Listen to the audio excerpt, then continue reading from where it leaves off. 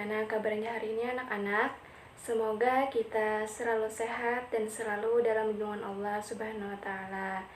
Baik, perkenalkan nama Ibu Fadliana Safitri, mahasiswi PPL UIN Antasari Banjarmasin yang akan menggantikan sementara dalam kegiatan mengajar Ibu Rizda Erliani dalam mata pelajaran fikih pada kelas 4 di pagi hari ini. Nah, sebelum kita masuk ke materi, jangan lupa anak-anak ibu isi absensi yang sudah disediakan sebelumnya.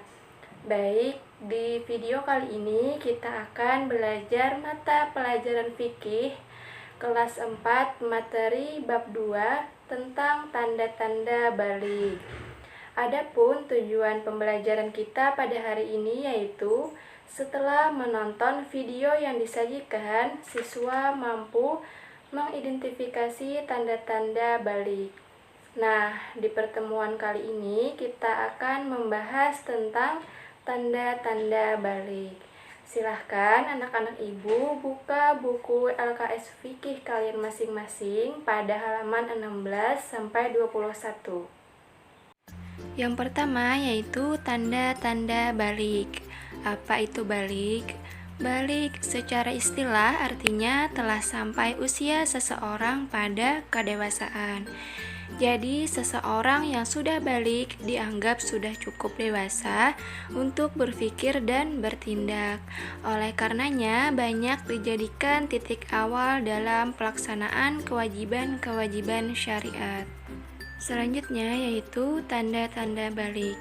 Lalu apa saja sih tanda-tanda balik? Tanda-tanda balik berbeda antara laki-laki dan perempuan. Adapun tanda balik yaitu yang pertama, haid untuk anak perempuan yang berusia minimal 9 tahun. Yang kedua, ihtilam atau mimpi basah untuk laki-laki yang berusia minimal 9 tahun. Yang ketiga, mencapai usia 15 tahun atau hijriyah bila sampai usia tersebut belum mengalami haid atau ihtilam. Selanjutnya yaitu pengertian haid. Apa yang disebut dengan haid? Secara bahasa, haid artinya aliran atau sesuatu yang mengalir. Sedangkan secara istilah, haid adalah darah yang keluar dari rahim seorang wanita pada waktu-waktu tertentu yang bukan karena disebabkan oleh suatu penyakit atau karena melahirkan. Warna darah haid biasanya merah kehitaman dan agak kental. Waktu terjadinya haid. Apakah kalian tahu lama waktu haid? Waktu minimal haid adalah sehari semalam. Umumnya haid terjadi selama 6-7 hari dan maksimal lama waktu haid adalah 15 hari 15 malam. Sementara itu, waktu minimal suci antara 2 haid adalah 15 hari 15 malam.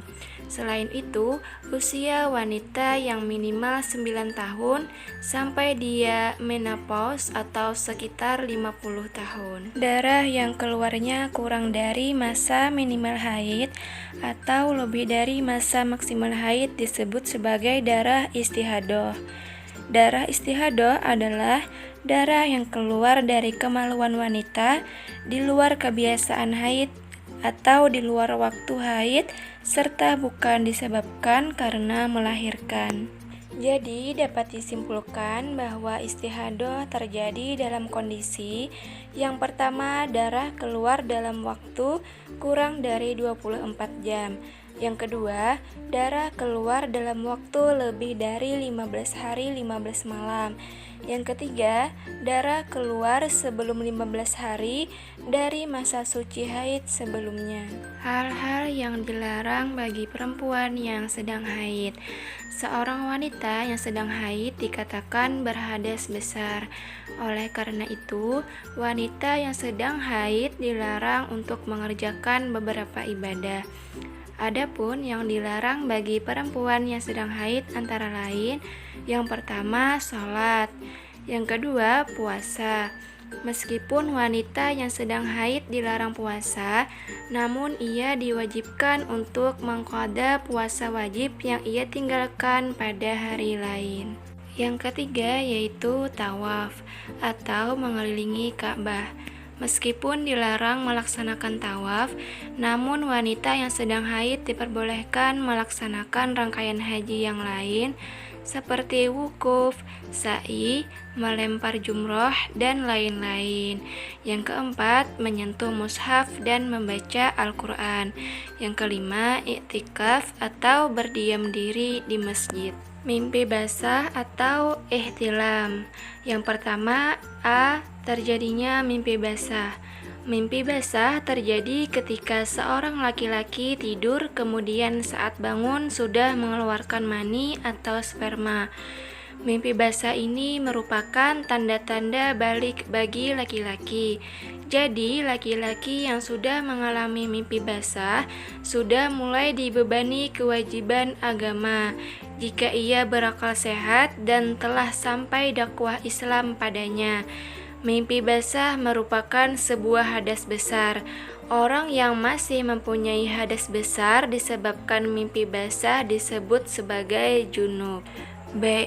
Hal-hal yang dilarang bagi orang yang sedang junub atau mengalami mimpi basah. Hal-hal yang dilarang bagi seorang yang sedang junub hampir sama dengan hal-hal yang dilarang bagi wanita yang sedang haid. Namun, berbeda dengan perempuan haid yang dilarang untuk berpuasa. Seorang yang sedang dalam kondisi junub tetapi boleh melaksanakan ibadah puasa. Adapun hal-hal yang dilarang bagi orang yang sedang junub antara lain, yang pertama sholat, yang kedua tawaf atau mengelilingi Ka'bah, yang ketiga menyentuh mushaf dan membaca Al-Quran, yang keempat iktikaf atau berdiam diri di masjid dengan tujuan niat untuk melakukan ibadah, dan bila sekedar melintas masih diperbolehkan. Baik, dengan berakhirnya pembelajaran kita pada hari ini, marilah kita simpulkan bersama-sama materi yang sudah kita pelajari. Kesimpulannya adalah balik secara istilah artinya telah sampai usia seseorang pada kedewasaan. Jadi, seseorang yang sudah balik dianggap sudah cukup dewasa untuk berpikir dan bertindak. Oleh karenanya, banyak dijadikan titik awal dalam pelaksanaan kewajiban syariat-syariat. Sedangkan haid secara istilah adalah darah yang keluar dari rahim seorang wanita pada waktu-waktu tertentu yang bukan karena disebabkan oleh suatu penyakit atau karena melahirkan. Warna darah haid biasanya merah kehitaman dan agak kental. Baik, dengan berakhirnya pembelajaran kita pada hari ini, semoga ilmu yang kita peroleh bermanfaat dan diberkahi Allah Subhanahu wa Ta'ala. Dan jangan lupa anak-anak ibu kerjakan soal yang sudah ibu kirimkan melalui Google Classroom. Dan jangan lupa anak-anak ibu selalu patuhi protokol kesehatan dengan menjaga 3M di masa pandemi seperti sekarang ini, yaitu memakai masker, mencuci tangan, dan menjaga jarak. Semoga kita semua sehat dan selalu dalam lindungan Allah Subhanahu wa Ta'ala. Kita cukupkan pembelajaran kita pada hari ini dengan mengucapkan hamdalah. Alhamdulillahirabbil alamin. Sampai bertemu minggu depan ya. Terima kasih atas partisipasi semua anak-anak ibu yang telah mengikuti pembelajaran online seperti sekarang ini. Wassalamualaikum warahmatullahi wabarakatuh.